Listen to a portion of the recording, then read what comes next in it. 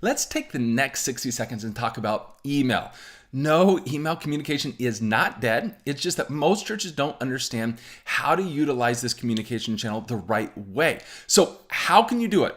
We're giving you tips leading up to Easter because it's a great opportunity to build excitement, to share stories, to cast vision, to talk about what God's doing in your heart. And if I only had one simple tip, it's this.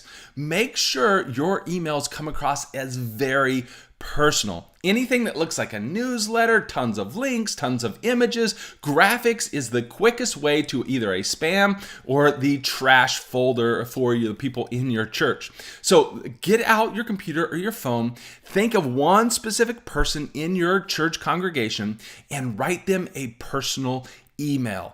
Don't think like you're writing to hundreds of people, that you're writing to one person. Write that personal email and then take it over into MailChimp or whatever you use and then tweak it just a little bit and send that out. And I think you'll find that way more people read it and digest what you're trying to communicate and get on board. So no, it's not dead. You just got to use it the right way.